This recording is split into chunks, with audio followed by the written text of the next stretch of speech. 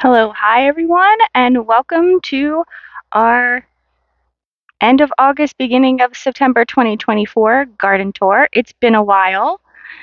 We've been quite busy. I took a trip to Paris for the Olympics, and then I also work in higher education, so we are back in school and quite busy. So, welcome to our tour. Anyways, uh, this is our front garden bed, which is street side. And we have some lovely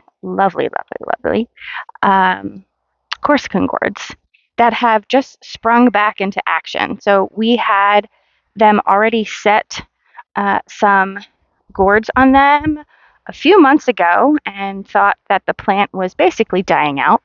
And then this was from a few months ago, and there's one all the way down there too. Oops, let me see it. And then it just took off again once we hit I want to say July, so a little confusing, but it's all right. The bed up here is kind of coming back to life. We have mostly yarrow and some lavender and things, but we are going to be putting Veronica, a lot of Veronica up here because that does very well. And we've been extremely hot here in the DC metro area. But we're quite lush. We just had rain last night, so thankfully that has helped. But we went like a whole month from June throughout July with some pretty extreme heat and not any rain. But the celosia is doing well. I intentionally seed that and have a lot of that growing for the later summer because I know that it's going to be extremely hot. And then I put in a lot more zinnias and things that can kind of handle the heat later in the summer. But some things are coming back. I left in some pincushion flowers, and so we have a few of those plants coming back. The status is making another return, kind of let everything die back and make another return. Now our Jewels of Opar that gets seeded in random places is making an appearance. I never have to seed um, Jewels of Opar because it just pops up wherever it wants to pop up, and I just use it and pull it as needed. We got some nice zinnias. This was the first succession of zinnias, so we're actually letting those die back so that we can gather seeds from them, or hopefully pretty much all in this bed here has been first successions, but this celosia, which did okay at the beginning of the season, has now come into its own and extremely expanded. So that is original from the beginning of the season, and so is this here. So we're looking pretty good with celosia, which is pretty cool. I did seed things of different colors, but it seems that one particular variety really did the best. But you get like different highlights of color with things, which is pretty neat if you let them kind of grow out to a larger size.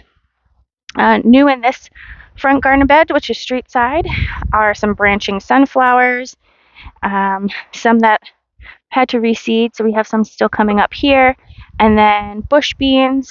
I didn't plant them earlier, just didn't have time, but this had honesty and larkspur in it, so now it's got bush beans and some sunflowers. And then up here, we have some sunflowers, one of the many successions that are now just starting to bloom. So once those open up, I'm gonna throw more in because we have a pretty long season here. So why not? And this gomphrena has finally taken off. This is a small little bed of gomphrena. I actually like doing it in a contained area with pretty much just gomphrena. There was some rudbeckia in here, and I think somehow a celosia got in there, but it kind of contained it into a specific area. This is the mandarin orange, and I'm excited to have that for this year. Typically, I only have like these pinks or whites, but I have a mandarin and what's supposed to be a red, but it really just looks like kind of a pinky purple, I would say, more so. Maybe a magenta. I don't know. These potapinos have really come into their own. I have to pick them a fair amount, the potapinos. I highly recommend them if you're an urban gardener, farmer, gardener, whatever. I put them along here because it did offer some shade, which these need, or at least most peppers I've found benefit from, specifically with really, really, really hot um, July, August, so on and so forth. But they've been pumping out all season for the most part and really kicked into gear in the last month or so. But I need to regularly harvest those, which is really great, especially if you like jalapenos. Another succession of sunflowers. And we have this succession of celosia, which has got like a pinky, yellowy hue to it. It's really fun. We're going to have a lot of really great dried flowers, but also so it looks like we're going to go into fall with some really great celosia. This is a succession of zinnias that are sort of ish on their way out. Powdery mildew has become definitely an issue because it's quite humid now, but the flowers are still doing well, and as long as I clean off everything, we're pretty good. We have some feather celosia, which I need to harvest this, and it will open up and give me some seeds for next season. Talked about those zinnias a little bit. They're so pretty. Marigolds. Some areas just where I needed to fill in and I had extra stuff, I just plop things here or there. So some beds are a little bit mixed with things, but this has two different successions of zinnias in it, as well as one time I seeded Jewels of Opar, and it comes back with a vengeance every single year. So I go in between and pick things out. But this had campanula in it originally, and then once that was done, I started with zinnias. But we're getting some really, really pretty zinnias. I cut a whole bunch yesterday for a bouquet order.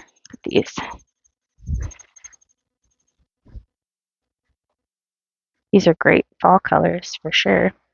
The basil back here is doing okay. Some of it I need to cut back because it's looking a little not so great. Maybe might have had too much water, which is fine. This is the Gumfrina that I was talking about. Oh, there we go. It's still not big enough for me to pick that one, but they're pretty. These tomatoes up here, I just threw these in because I had extra. They're supposed to be the determinate ones, but I think one of them might actually be a San Marzano. Don't know how that happened, but they've become quite big. Yeah, things don't do generally well in this bed with the deep summer heat because once the sun's on this side of the house, it like beats on the plants that are up here. So you really have to have some strong and hardy things and keep them really watered. This San Marzano is still going strong. It's very top heavy, but these tomato cages are doing pretty well. I think these are they're from Gardener Supply. I'm not sure if they're the Titans. I think they might be, but they're doing pretty well. And I love these barrel planters. They last pretty long for me, so I enjoy. And then we have straw flower. I really struggled with straw flower. I've talked about it before. This season they just didn't work. But now we have a pretty good look right here. I do have my overwintering stuff already seeded. I didn't do straw flower. I probably should have. I start that stuff in the end of July so that I can plant it out for cool flower time in the fall. But we're just going to plant it out in the spring earlier and see if we can do a little bit better. It's all closed up right now, particularly because it rained. It does that every time it rains. These little annuals in amongst the blueberries kind of just add some color and make that look a little less drab. This Sweet William that I just had extras and plopped in here amongst some peonies that are new and Veronica. They're actually doing quite well and provide a good amount of color over here. So we'll see if those come back next year. They might, and I might add some more in as well because I really enjoyed the color over here. And then this lavender is new. I need to find a place to do more eucalyptus. The eucalyptus has been doing okay this year. I've been getting a little bit, not too much, but a little bit. I have dandelion everywhere. Jeez, it's wild. It is wild. Strawberries, these should have died back anyways because they are the June bearing ones. So some of them have come back a little bit, but no big deal. Blackberries doing wonderful. We've pretty much picked all of them. There's only a few kind of really left. We will get into doing its fall pruning soon. We had a really great harvest of them this year. So another productive blackberry year since Steve has figured out kind of how we go about doing it. This is Loofah Madness, Pollinator Palace. No matter when I start my loofah, and I started them even earlier this year, I did get an early harvest and dried on the vine earlier this summer. So I want to say maybe back in July, I had some that I harvested that were fully dried on the plant. No matter what I do, it really kicks into gear in August. That's when I get the most flowers. That's when it really extends, and that's when I get the most gourds. So I'm just working with it. And if I have to continue to harvest into the fall and we might not get viable seeds out of it, that's fine. No problem. I did harvest one today. But we're getting a whole bunch of gourds growing, which is really, really nice. And I like this too because it provides a pretty neat kind of wall of greenery. I was hoping to have this wall be earlier, but here we are. So we should get a good little harvest of loofah, and we're just hoping that the winter doesn't take them out too soon, or fall cool, but it's gonna stay pretty warm.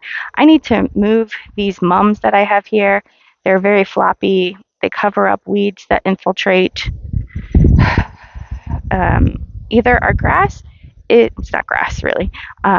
Is burnt or is covered in weeds, and it's just really hard to control. So it ends up a lot of times infiltrating into garden beds, which we need to be better at. Oh, that's a different type of bee. I assume you're a bee. I see all sorts of different types of pollinators on this thing, and I'm like, what are you? Anywho's, okay. So this area here just needs something different going on. We have hostas under here. We put a variety of things. I think this might be another area where I do Veronica.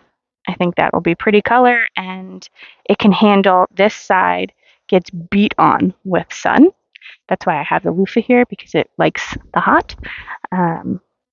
So we'll see. We'll see what happens next year. We haven't really been mowing too much, so that's also why weeds are a little out of control. Our mowing and weed whacking help with that. This is Rebecca that's dying out, or died out from its first cut, but some of it's coming back a little bit. But we have a lot of weeds that I need to get under control. It's just been so incredibly hot and gross and disgusting that I don't want to be outside. And I've just been busy. August is a very, very busy month for anyone that works in education. There's a little bit of eucalyptus in there that overwintered and came back. I just have a random pot with a dahlia in there. It's kind of a little crooked, but it's created its own little situation, so I don't mind.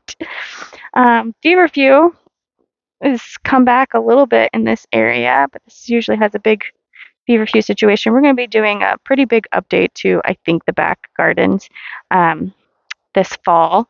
We're going to add in a really nice trellis, arch trellis, and some other things. So a lot of these wooden beds, which for some reason were great originally at the beginning of the season, and we had for 3 or 4 years now, have started to kind of not look the best. So We'll be flipping things around and switching things probably to our more metal raised beds, which I've been purchasing periodically with discounts because every time, like Labor Day, there's a discount.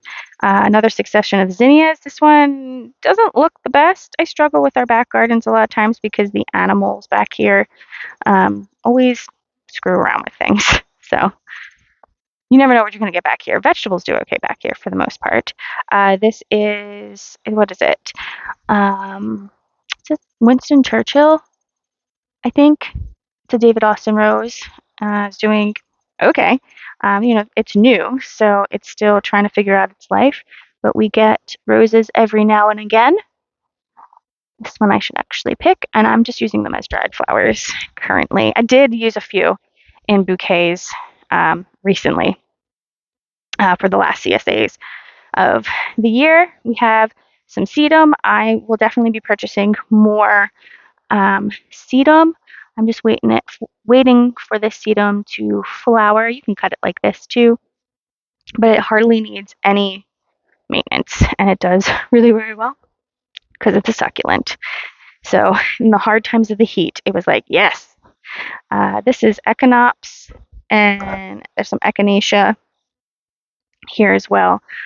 So we'll be changing up this bed, but a lot of these things will stay along here and probably increase with more friends. Didn't do really well with Cresspedia this year. These were plants that had overwintered. Some of them have died out.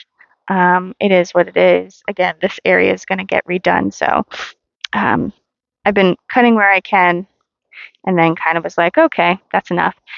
Over here, we have some pepper plants that have really been struggling. They get afternoon sun, which a lot of my pepper plants do get afternoon sun, but they've just been struggling here. And because they're in a bed and not a pot, I can't move them very easily. A lot of my Carmen peppers I did move. So you'll see that these have sun scald on them. So they struggled a little bit, but these were extras, and so I just threw them over here. But we'll be figuring out what to do over here as well. I had some lilies in this bed, and then we just have some general flowers, fill-in spaces over here. I think these are begonias, if I remember correctly, back in kind of like this little wooded area. Not much has changed back over here because there's water over here. A lot of times the water gets all over these plants. So you have to kind of put plants here that don't mind it. The lavender actually doesn't care. It's not a plant that really loves water too much, but it doesn't mind. And that's been trimmed back. It was trimmed back earlier in the season to use, and now it's kind of coming back and fluffing back out. This tomatillo plant, this is where I grow most of my tomatoes every year, and I decided to do a tomatillo this year, and it gave me 2. So I really struggled to have anything. But the plants that I planted later, you can see are now being addressed by pollinators, and I have some growing. So hopefully we will get some this season. And we'll see what happens for next year. But it's kind of vining and going wherever. I've just let things kind of do. That's really how I'm going to put it. As well as these tomatoes, I maintain them for a long period of time, but once like July hits and things start kind of looking meh, I know that they're going to be dwindling, so I kind of just let them go. And if they give me stuff, they give me stuff. If they don't, they don't, and see what happens. And we have some basil, which helps a lot with the tomatoes. And helps shade out their roots as well so they don't get too sunny and dried out in the soil. So most of our pepper plants are in pots like these, which do very, very well. And they're easily moved, and I can hide them behind things. We have some peppers in a green stalk back here, which is doing quite well. This had onions originally, and then I threw extra stuff in. These jalapenos, these are Jedi jalapenos. These are my favorite variety of jalapenos. They do very, very well. I never have any issues with them being in direct sunlight because they get afternoon sun. They've always stayed really good color green, and have always looked really, really strong and are delicious in candied jalapeno and, you know, anything you use jalapeno for. But they're great. I pick them at a variety of different sizes. I've found that between this size and a little bit bigger is where um, is as big as these get. I did a recent pick, so there isn't very many. There's a Jules of Opar. Loving the fountains this year. The birds have been loving the fountains. Here's some of the Gumfrina that's a little bit bigger and this is actually ready to pick. Oh, that was a leaf that fell from a tree and I thought I was getting attacked by a bug or a cicada. These pepper plants, they've just bushed out a lot. I find that snacking peppers, which that's what these are, they just take forever to produce and they're really not my favorite.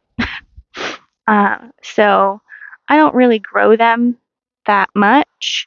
I got a few that have already been ready, but not really. So I don't know. I'm a fan of peppers, but snacking peppers, they just don't produce in the way that I want. This is another jalapeno plant that look at how woody that jalapeno plant is. It's wild. I think this is actually a potapino that grew bigger than a potapino. So depending on where you put things, sometimes they will grow a little bit bigger. But these are potapinos back here, and they've stayed small. So this is kind of just an extras bed, and I threw some gumfarina in it too, because this is a new pepper bed area, and I was just trying some things out with what I had.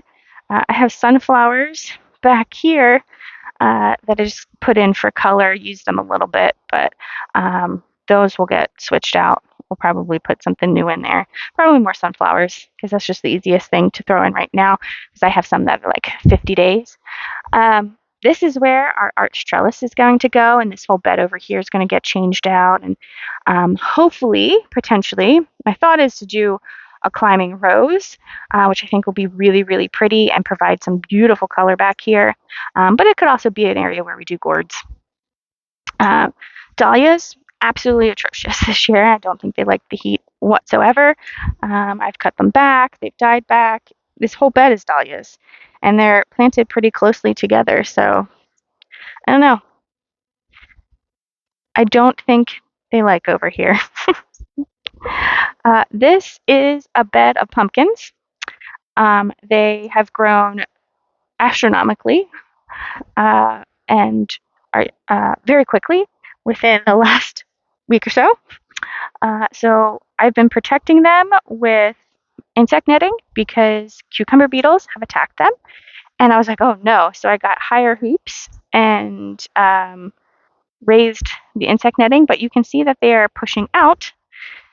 My hope was to not take off the insect netting until I started seeing flowers, but I don't know if I can make that happen with how much they are fluffing out. So we'll see. Cucumbers this year were an absolute fail. No matter what I did, they just died out between bugs and the heat. Just didn't like the heat. So I gave up and I just bought cucumbers from local farmers. This was just a random bed. When I took apart beds from over here, I had pieces that I just put it together and I was like, I'm going to plop this here because I can.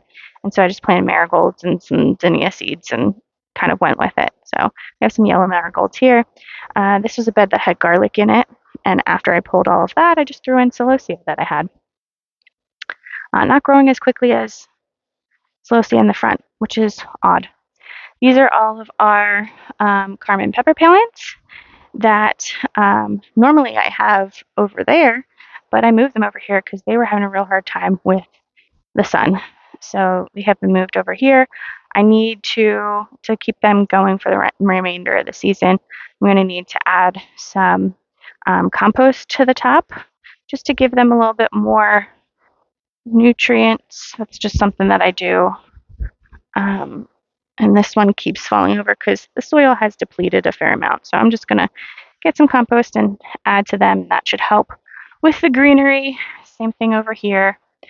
We do have some tomatoes coming back from the hanging baskets and pots along the deck because I usually leave like a tomato to kind of die out on the soil surface, and then they reseed themselves. So we get some fall tomatoes. We'll see what happens. We'll see what happens. Um, Over here we have, this is Roald Dahl, which is a David Austin rose. I think it's named because James and the Giant Peach. It's like a peach colored flower. That's been doing pretty okay. Some of the annuals here, and then we have some lavender. I'm probably going to add in more lavender for next year, but this is a bed that's work in progress. And we went and we changed out our pathway edging to this higher 12-inch recycled plastic edging that we get from Gardener Supply because we had a lot of issues with just our mulch would fall and it's just a lot of maintenance. So we're like, let's change this out. So we did. We also use it here to block weeds from neighbor's yard. There's a peony here, and then I've been liking having put these marigolds here. So I think this will be another marigold growing area for next year. Our rain barrel system, this system is brand new for this year. We've always had a rain barrel, but this system is new. Is doing really, really well. This is from the first flush, which is probably needs to be emptied. Let's see how much in the rain yesterday. So my water was pretty much all gone, and it raised it back up to here with just a few hours of rain, which is nice. The hostas really like that they're covered here. And these hellebores are doing well on this side of the house, which only gets, this side gets afternoon sun. So it does get a good amount of sun in the afternoon as the sun shifts, but not too much. But the, what are they called? Hydrangeas. They were transplanted into here. They really didn't like the amount of sun they were getting this year. So we'll see how they do next year when they're a little bit older and stronger. But they struggled a little bit, but they're coming back. I did plant new hellebores. There's one here. I planted one in between here. I don't see that one resprouting, so we'll see if that start comes out. I get a lot of my perennials from Bluestone Perennials. I really like them, or I get them from local nurseries. If I can't find them at a local nursery, I'll get them from Bluestone. But I kind of regularly have to go through and pull, like, I don't understand how this Bermuda grass is in here. Like, it makes no sense to me. But it is. So this area looks so much prettier now that it's cleaned up and our pathway doesn't look like basically dirt all the time. I have some new garden beds that a friend of mine, she does kind of like that returns resale thing. I don't know what it's called. And there were garden beds in there. So I purchased those from her, which is great. I always tell her to share with me some garden things. And then we're kind of back around to the front gardens. This area that I redid the rocks on, still looking good. The area over here needs to be weeded, but still looking good with a Super Junior Bubblegum Vista that came back. And I didn't pull last year, so free plant. Baptisia, that's a new plant back there. Hopefully that will come back next year. We have some feverfew that I planted up here. I do want to pull out a lot of this Rudbeckia. Rudbeckia is native, or the state flower, to here in Maryland, and it can really take over a garden, and this type is not super pretty, so I do try to make sure that it doesn't reseed itself too much. We have an Olivia Rose Austin Rose, Olivia Rose Austin, yeah.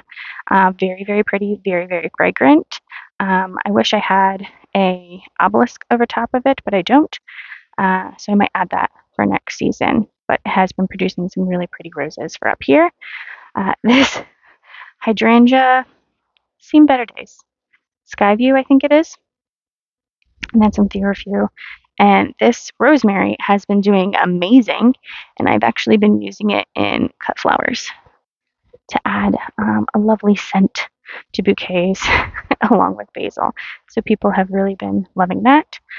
In addition to our main property, we also have our little garden annex, which I use a neighbor's yard to grow food for them, but also food was basically food to share. So we got peppers and tomatoes, and then we also have some watermelon, which have really taken off again. I thought we were done, but we got some watermelon back, and these are mini love. And then I have some bush beans that I've recently planted. There's a strawberry. I threw in a dahlia, and then we have all these tomato plants and some jalapenos and just kind of whatever we had to put back in there. So that's pretty much it for our August tour. Everything's still green and looking good, so I'm happy. And hopefully we'll be able to go pretty far into the season. Well, we shall see, for sure.